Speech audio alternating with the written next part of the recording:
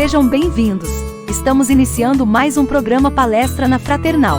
Hoje recebendo o palestrante Leandro Padilha, com o tema Obsessão, Loucura e Suicídio. Palestra na Fraternal, sempre com temas ligados à doutrina espírita.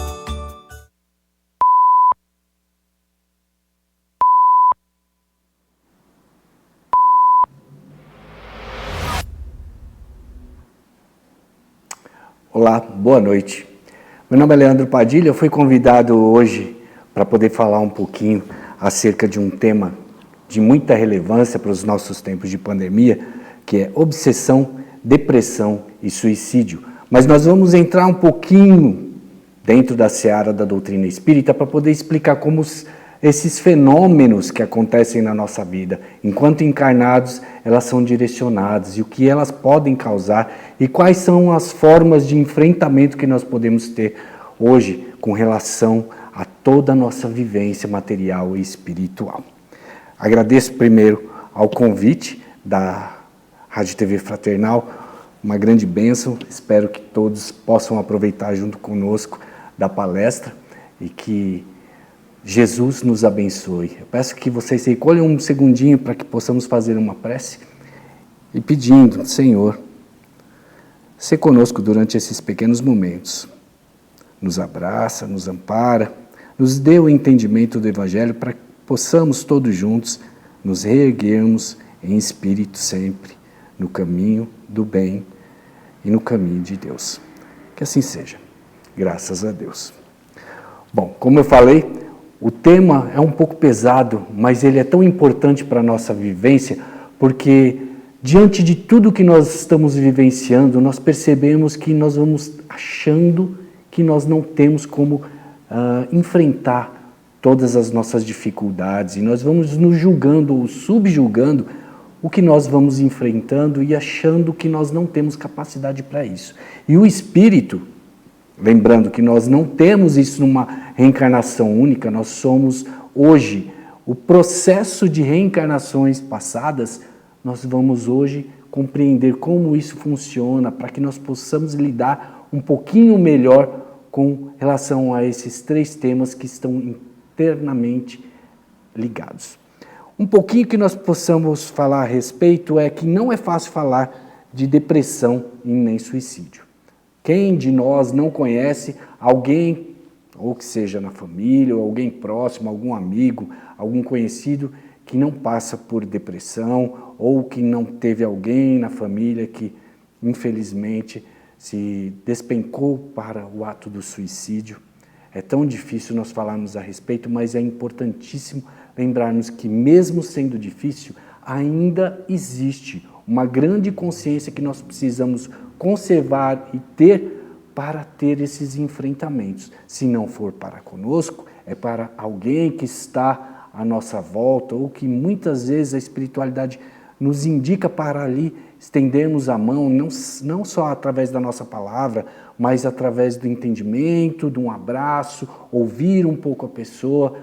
O importante é que nós tenhamos calma e, a partir da palestra de hoje, possamos reconhecer alguns elementos do que seja a depressão, aliado a isso aos processos obsessivos, e como a terapêutica espírita vem para nos auxiliar. Se nós olharmos para dentro de nós vamos perceber que nós temos, como diz Emmanuel, os nossos altos e baixos. Muitos momentos felizes, mas também muitos momentos não felizes, porque nós ainda estamos aqui arraigados aos nossos instintos. Estamos arraigados à nossa vontade de vivenciar as coisas materiais, esquecemos das coisas espirituais e para as quais nós viemos no processo reencarnatório.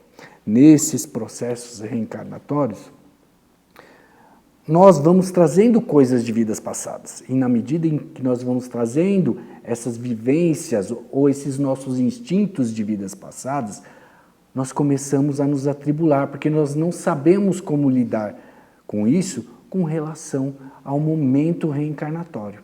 Vamos lembrar que nós estamos aqui encarnados. A nossa vida real é lá no plano espiritual.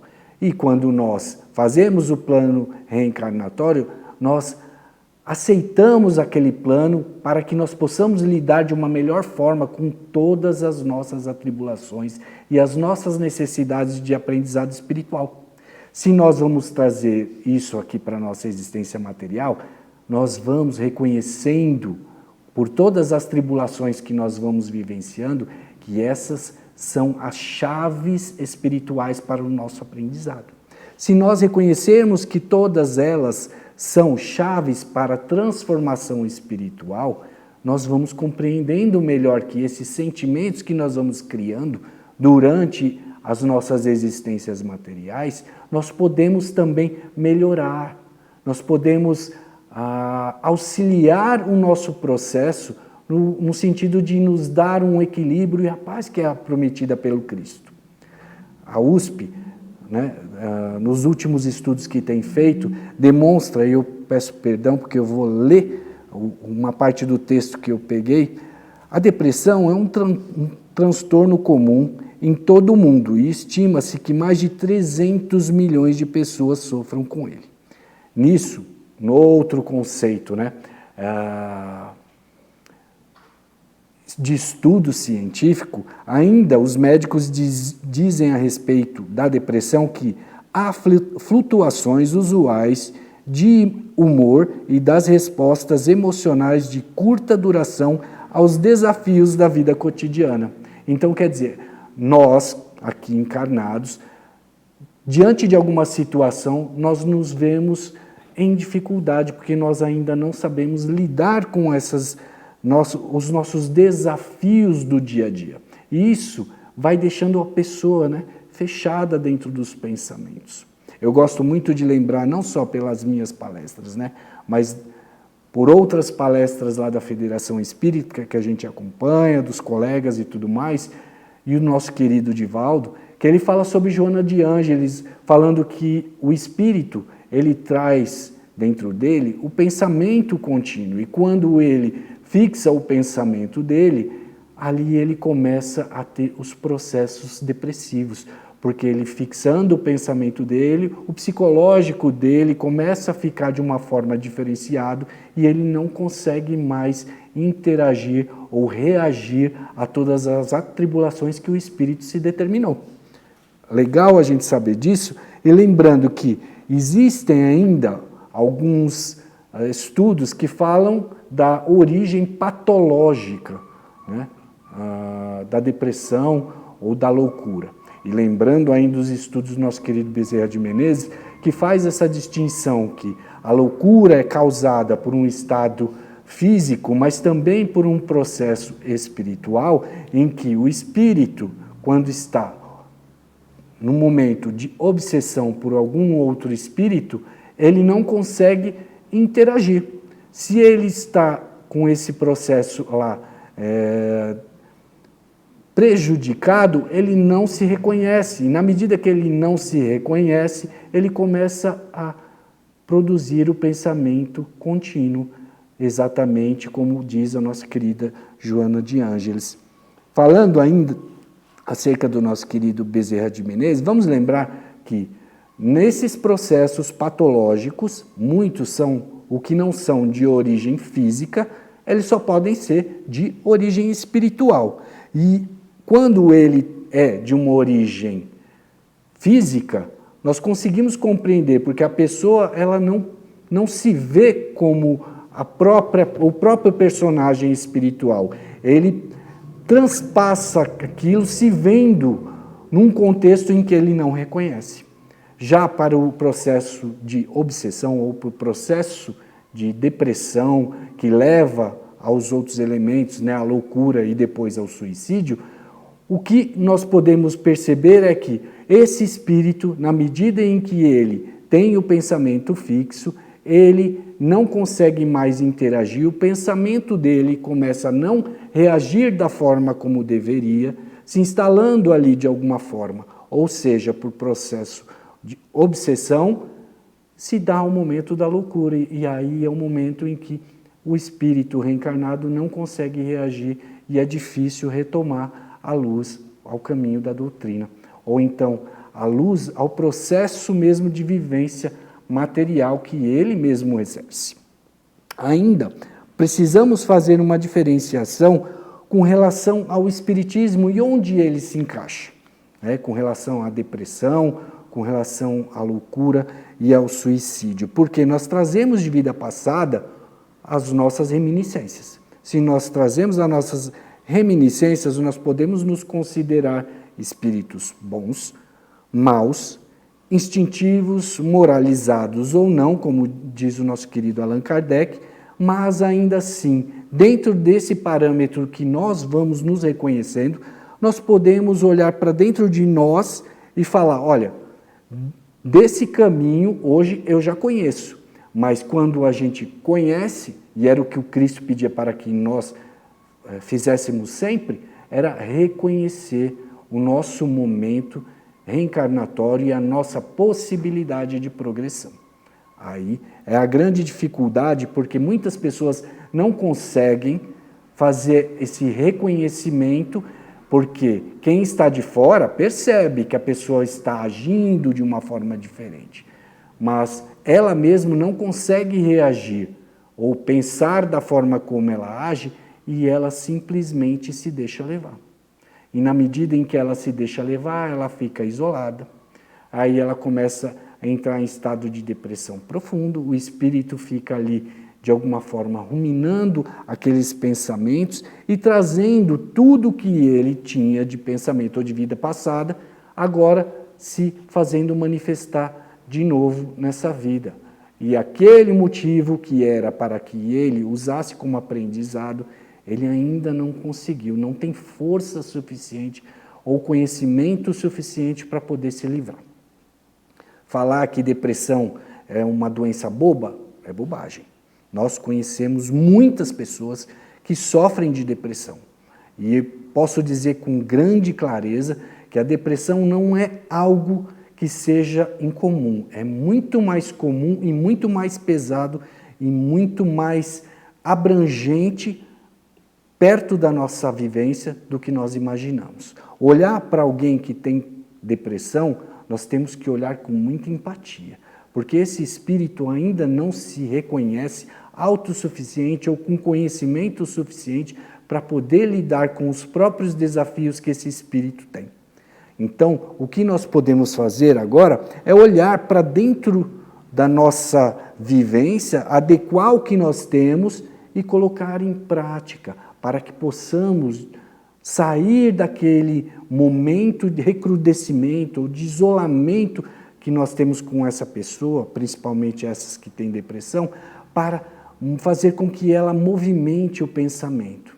Os médicos hoje, principalmente os psiquiatras, psicanalistas, falam que a pessoa que tem depressão, ela precisa sair um pouco de casa, precisa se movimentar, ter uma atitude mais vivencial e em comunidade, seja ela com pessoas próximas ou com pessoas distantes, ter o seu momento de cultura, para que o pensamento possa ser, como natural do espírito, algo que vá girando, não fique parado. Se nós fizermos isso, nós vamos compreender que o espírito, como pensamento que é, ele se faz necessário para que ele possa sair desse processo de depressão. Num outro estudo, foi feita uma comparação de que pessoas que tinham depressão, elas poderiam ou estavam em condições, tendo dentro de uma vivência normal, uma possibilidade de sair do processo depressivo. Mas isso nós podemos olhar dentro dos conceitos, não só médicos, mas dentro do conceito doutrinário e dentro dos conceitos sociais, que a depressão ela tem cura sim, mas ela precisa toda, não só de uma anamnese, de um cuidado especial, ela precisa que a pessoa se reconheça como um espírito encarnado ou uma pessoa que precisa de ajuda para poder sair desse processo depressivo. Se ela consegue descrever para alguém ou não consegue, muito mais fácil quem está de fora perceber.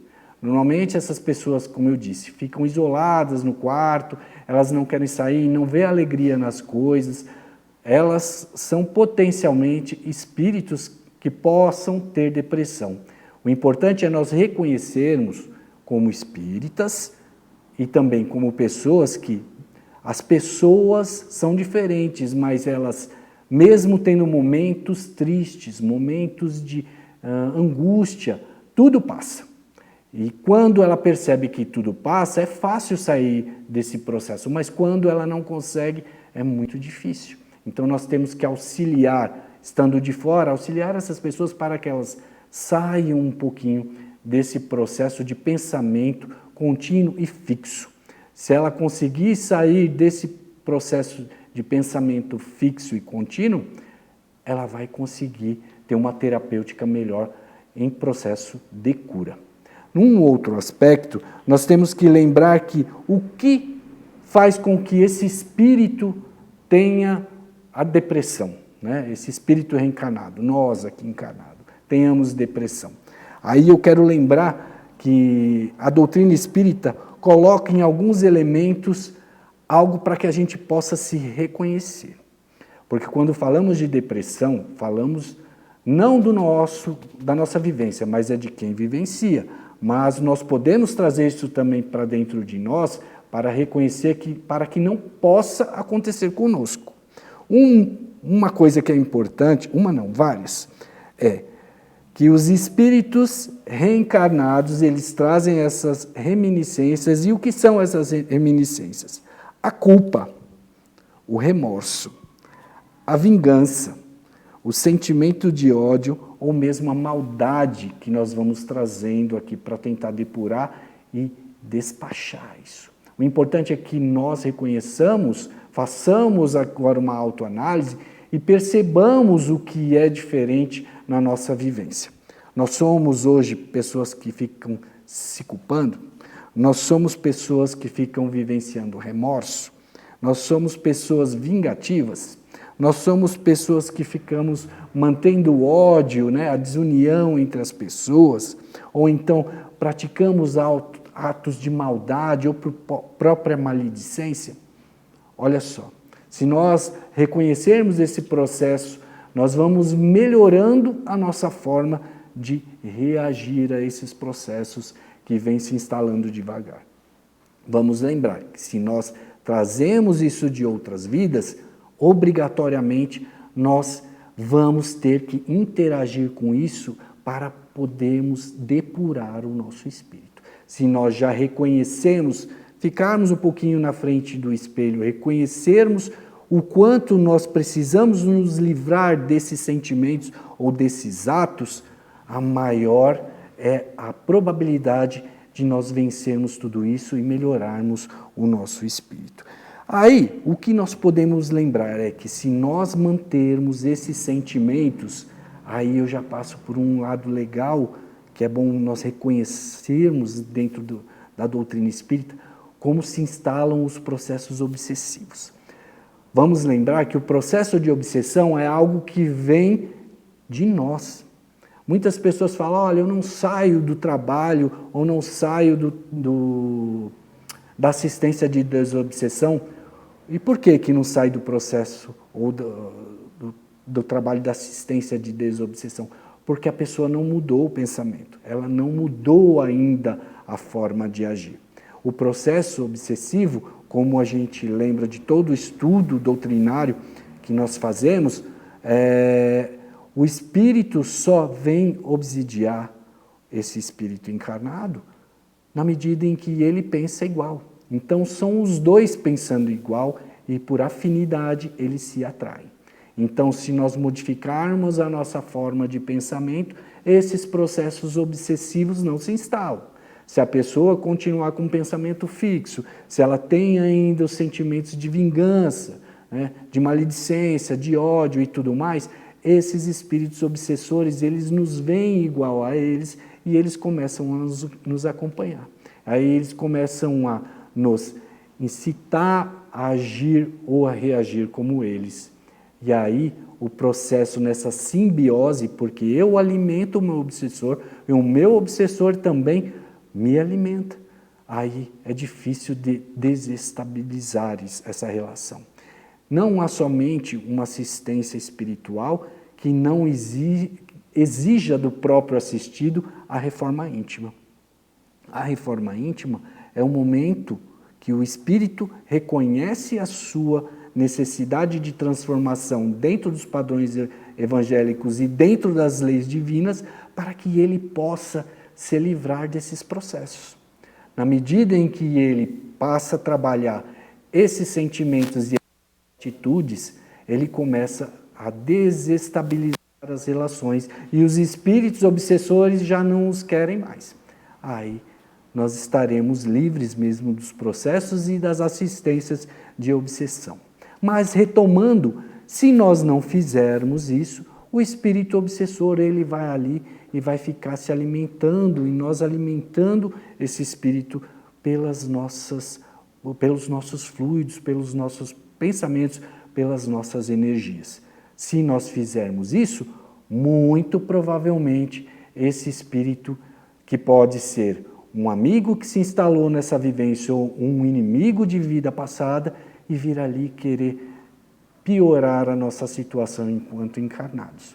Se nós estivermos num processo de depressão, seja ele de origem física ou então natural do espírito para um momento, ou então algo que já instalou, e ele ceder a esses pensamentos, a essas influenciações que o espírito obsessor traz para ele, ele não consegue se libertar.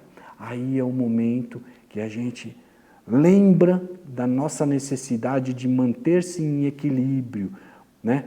Orar e vigiar o tempo inteiro, para que nós possamos ter energia, nos harmonizar com a espiritualidade amiga, para que eles possam se acercar de nós, não só para nos proteger, mas nos orientar com relações às nossas atitudes, às nossas vivências, o que precisamos ou o que necessitamos naquele momento. Se nós olharmos ainda para o outro, como se o outro fosse o culpado e nós não fôssemos culpados por essa ligação direta com os obsessores, seríamos muito cruéis, porque nós estamos deixando o nosso irmão obsessor, na medida de igualdade, inferiorizado a nós, e porque nós nos julgamos superiores dentro do orgulho, né? Nós somos sempre superiores e ficamos nos vitimizando, achando que nós não podemos suplantar todas as nossas dificuldades, e podemos. Mas esse irmão também, que está no mesmo parâmetro, porque somos iguais em pensamento e atitudes, ele também precisa de nós. Então, o orar e vigiar não passa a ser mais um ato somente nosso. Nós também temos que orar para os obsessores. E falam, por que isso, Leandro? Simples, porque quando nós oramos, nós vamos exercitar a caridade. Quando nós exercitamos a caridade, nós estamos protegendo o nosso espírito, nós estamos angariando virtudes e estamos caminhando com mais rapidez a caminho do nosso Criador. Noutro estudo foi feito espírita, o que é importante para que nós lembremos da nossa existência é que, depois de instalado esse processo de obsessão, esse espírito vai ficar alimentando as nossas maiores fragilidades. E quando eles instalam as nossas fragilidades, eles ou fortalecem as nossas fragilidades, nós vamos piorando os nossos pensamentos e nós passamos a não agir por nós mesmos. Nós começamos a não reagir como nós queríamos ou desejaríamos, ou então o que seria necessário para nossa vivência atual. Vamos lembrar mais uma vez do nosso querido Dr. Bezerra de Menezes, em que o filho dele foi atingido por loucura em razão de não conseguirem atingir o Dr. Bezerra. Os espíritos lá recrudescidos queriam atingir de qualquer forma o Dr. Bezerra de Menezes, mas não conseguindo atingi-lo, foram e atacaram o filho dele. Obsidiaram tanto o rapaz que ele acabou ficando num estado de loucura, que mesmo num processo de desobsessão grandioso, desinstalada a obsessão, o rapaz não conseguiu tomar a própria marcha da vida. Então vamos lembrar que sim, temos a nossa possibilidade com o livre-arbítrio de reagir de uma forma mais perfeita para a nossa melhora espiritual. O quanto nós podemos melhorar é o de cada um. Alguém fala para mim, Leandro, eu posso fazer um pouquinho por dia? Eu não falo um pouquinho por dia, às vezes você não precisa fazer nada num dia. Você pode fazer uma coisa em vários dias, mas faça. Dê o primeiro passo. O processo de transformação é algo muito doloroso. Esse processo de reforma íntima, de autoconhecimento, ele vai livrar não só o nosso momento atual, mas os momentos futuros para que possamos caminhar com mais segurança. Se nós fizermos esse processo de reforma íntima, vai ser muito legal, porque nós vamos olhar a partir de então que nós caminhamos de uma forma muito mais segura, muito mais producente. Eu gosto também de lembrar, e falo muito para os meus alunos, eu falo, não interessa o quanto a gente vai fazer, mas é a qualidade com o que vamos fazer. Se vamos orar e vigiar, então vamos prestar atenção para os nossos atos, vamos orar de uma forma para nos ligar a Deus e podermos todos nós ficarmos abraçados para poder nos livrar das situações que nos forem permitidas. Muitas coisas nós trazemos obrigatoriamente de outras vidas e nós obrigatoriamente vamos passar. Mas outras nós podemos pular, mas dependendo das nossas ações e das nossas reações. Agir hoje como Jesus, hoje até é muito fácil. Aí as pessoas me olham assim, Leandro, como? Simples, é fácil agir como Jesus. Ser caridoso, doar, né? Se doar um pouco, mas e reagir como Jesus. Aí já é diferente. Nós não conseguimos ainda, não temos ainda essa moralidade, mas nós podemos dar o primeiro passo para essa transformação. O importante é lembrarmos que depois de que nós aprendemos, nós não nos livramos mais. É como se nós tivéssemos na escola. Eu estudo o primeiro ano do ensino fundamental, estudo, passo de ano, aquele conhecimento eu adquiri, eu não perco mais. Vou para o segundo ano e assim por diante. Quando eu termino o ensino fundamental, eu já estou muito mais preparado para outras vivências, outros estudos, outras colocações, outras práticas. E é isso que Jesus pede para que nós tenhamos. Hoje, reconhecer que dentro de todas as nossas vivências, nós reajamos de uma forma melhor pelo aprendizado que nós temos ou que nós vamos conquistando. Vamos ainda, a partir desse momento, olhar que nos processos obsessivos, a partir daquele momento em que a obsessão está já no último grau, que a pessoa não reage mais como ela não age mais por ela começa a ter momentos de loucura. E o que é loucura? Ela passa a não vivenciar a própria realidade dela. A loucura é o momento em que o espírito olha para a própria existência, mas ele não se reconhece na existência.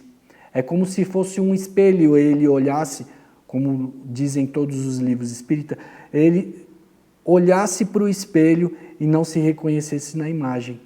Aquilo que ele gostaria de transmitir, ele não consegue mais transmitir da forma que deveria, e o espírito começa a funcionar de outra forma com o corpo físico, e o corpo físico reagindo de outra forma, e se instala a loucura. Loucura instalada, seja ela por processo obsessivo ou não, é importante nós notarmos por quê. O espírito ele se vê preso ainda dentro daquele corpo onde ele não consegue mais se manifestar de qualquer jeito. Se ele não consegue se manifestar, ele provavelmente ele vai querer se libertar disso. E como ele faz isso? Achando que pelo suicídio ele vai ter uma liberdade que ele tanto almeja. Ou então um encerramento da dor moral que ele tem. Vamos imaginar que alguém preso num lugar onde ele vai vivenciar sozinho a vida inteira, ele não quer aquilo para ele. Aí ele começa a pensar que, dando cabo da própria vida material dele, o problema dele está terminado. E não está. Aí é a última parte do processo obsessivo. Porque se houve um processo em que a pessoa, no começo, não cuidou da depressão, aí depois da depressão foi instalado um processo pior em que ele não conseguia reagir ao processo obsessivo e ele passava a agir como o espírito obsessor o mandava, loucura, ele não se reconhece mais. E na medida em que ele não se reconhece mais, a dor vem moral. Vamos também lembrar que, para um espírito, a dor sempre existe. Seja ele aqui no nosso nível, né, aqui de escola planetária da Terra, ou níveis superiores ou inferiores, quanto mais superior também. Hoje nós temos aqui, enquanto encarnados, uma dor física, mas a dor física ela é tida como moral, de origem moral, porque nós julgamos a nossa dor física num padrão moral de merecimento. Ah, eu não mereço ter a dor porque eu sou um filho de Deus, ok. Mas aí é que está, o que nós precisamos expurgar do espírito, naquele momento o espírito ainda não está adequado para reconhecer, e ele achando que, dando cabo da vida dele, achando que a vida material é a única, ele dando cabo, ele volta para a espiritualidade num estado mais lamentável do que ele aqui chegou. Conhecemos não só pelo livro Memórias de um Suicida, mas por outros textos que nós vamos tendo, que o ato do suicida é o pior dos atos para o espírito, porque ele se vê como um fracassado na espiritualidade. Outro espírito grandioso, André Luiz, vamos lembrar do nosso querido Nosso Lar, em que ele chega na espiritualidade para o umbral, ele fica no umbral e ele é tido como suicida e todo mundo falando que ele era suicida. Pois é, dentro daquele processo de suicídio, consciente ou inconsciente, ainda assim, ele, através do remorso, ele ficou no umbral. E o que é importante nós lembrarmos de tudo isso? Que ainda dentro do processo de depressão se instala um processo obsessivo. Instalado um processo obsessivo, segue-se para a loucura em que o corpo físico não vai reagir mais como o espírito determina e ele dá cabo da própria vida. Se ele der cabo da própria vida, ele perdeu uma oportunidade reencarnatória e, perdendo uma oportunidade reencarnatória, ele volta em estado lamentável. Não que nós não tenhamos dificuldades, o importante é sabermos lidar com elas. Quando nós olhamos para alguém com dificuldade, tenhamos o olhar de Cristo, reajamos como olhemos para esse irmão ou para essa irmã com caridade, imaginando que ali um espírito sofre de verdade, moralmente porque ainda não tem conhecimento da verdade que nos toca. Nós podemos olhar esse irmão com o nosso verdadeiro amor. Queremos e possamos trazer para esses espíritos um grande alívio, com o nosso amor, com a nossa paciência, com o nosso abraço, com o nosso braço, para caminharmos juntos. Lembramos que todos estamos aqui encarnados por processos diferentes, mas nós podemos olhar para essa caminhada não somente único, eu espírito, mas estamos todos interligados e necessitamos uns dos outros para nos desenvolver como espíritos. Uns mais, outros menos adiantados, mas todos estamos juntos, porque quando um espírito conhece um pouco mais, o outro conhece não tanto quanto, mas esse auxilia, ele dá a mão para esse irmão, para que ele possa chegar no mesmo nível. É como um professor faz. Ele, que já aprendeu de tudo, ele vai lá e doa do seu melhor conhecimento para os outros. Então, que que nós possamos, do nosso conhecimento, doar para esses irmãos que sofrem dessa forma, ou que se veem no momento de desespero, para que eles não façam algo que possa prejudicar a existência atual, mas principalmente a existência futura deles. Possamos olhar agora que dentro das nossas forças, dos nossos esforços, ainda temos outro grande elemento que é não só o tratamento físico, e vamos lembrar que isso é importante. Às vezes, o processo de depressão é por falta de alguma química no corpo, e a química pode substituir isso e deixar a pessoa vivenciar de uma forma melhor. Mas para esses que não conseguem ou que não são especificamente químicos, existe ainda a terapia espiritual. E a terapia espiritual, ela vai de muita paciência. Eu quero lembrar que a maioria das casas espíritas, mesmo agora em período de pandemia, elas têm assistência à distância. Nós podemos entrar em contato com essas casas espíritas, suas direções, e pedir um auxílio, sempre tem, como na nossa casa lá em Irmã Renata, nós temos uma palavra amiga ou um direcionamento para poder auxiliar essas pessoas que sofrem ou que de alguma forma querem melhorar esse estado depressivo ou melancólico que tem, para que possam se melhorar. Aí vou lembrar que dos trabalhos de assistência espiritual, ele não é composto somente de passe energético, de água fluidificada, não.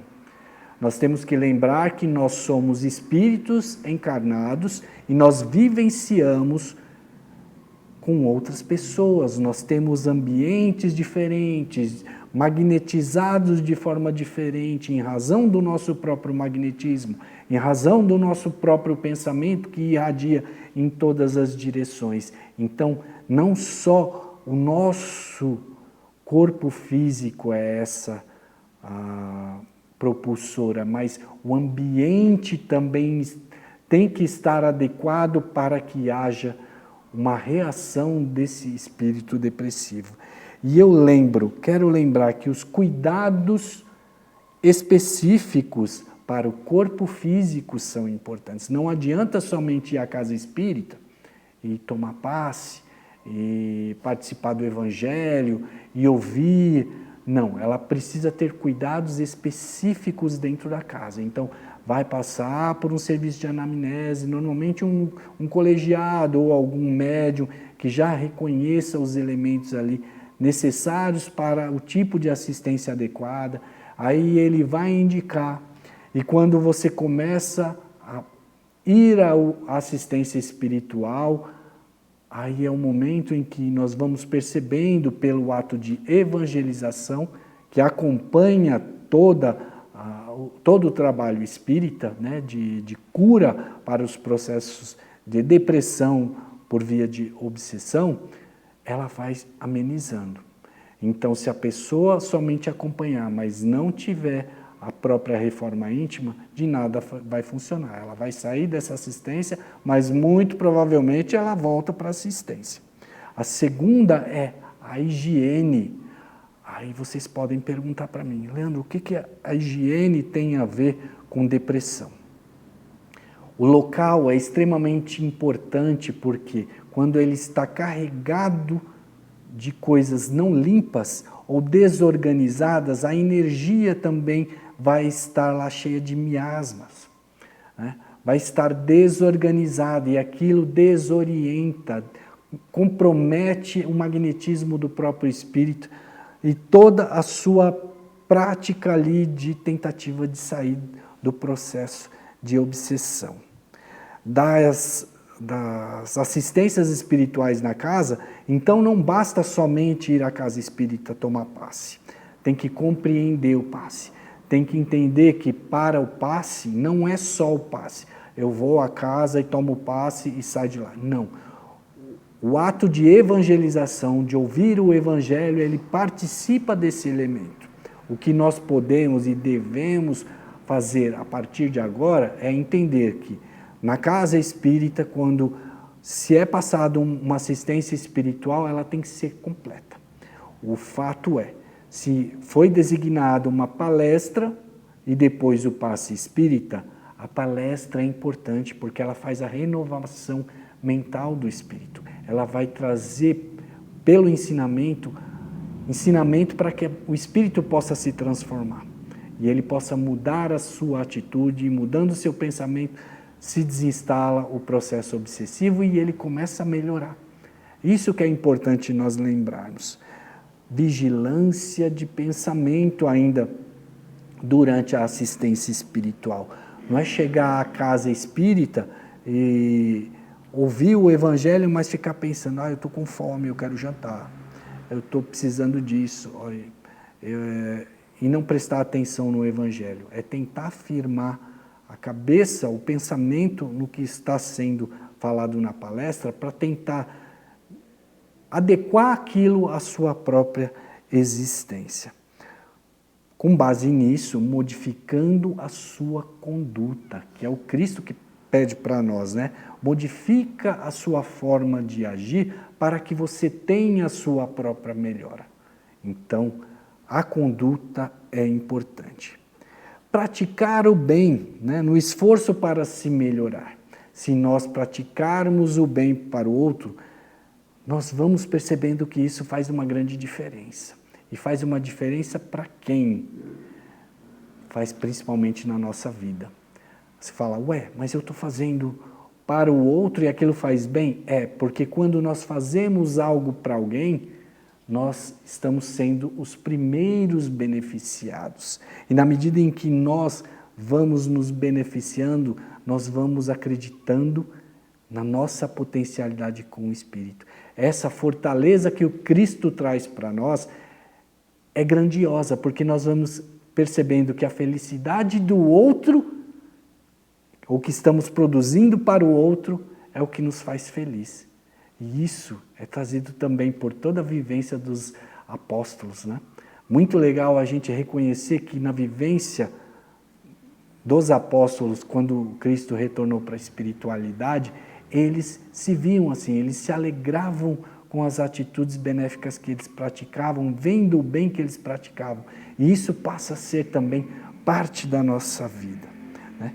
Uma sintonia com a espiritualidade é importante lembrar também, porque nos processos de obsessão, quanto mais nós nos ligarmos ao nosso anjo da guarda, ao nosso mentor espiritual, a espiritualidade amiga que nos assiste, maior a possibilidade da nossa liberdade espiritual e a nossa harmonia. E por fim, na assistência espiritual, falar da fluidoterapia. Algumas casas, outras casas não admitem. Colocar a água para fluidificar seria o tratamento específico.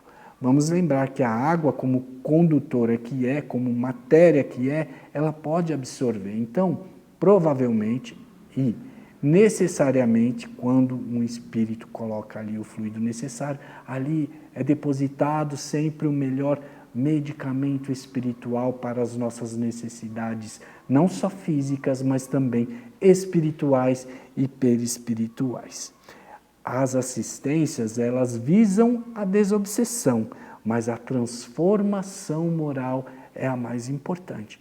Então, lembrar que os nossos pensamentos, contínuos que são, eles podem ser modificados, mas na medida em que nós vamos reconhecendo as leis divinas e nós vamos colocando elas em prática, a nossa vida melhora. E para encerrar, lembrando que essas assistências espirituais fraternas que são, elas são compostas não somente de nós assistidos, muito pelo contrário.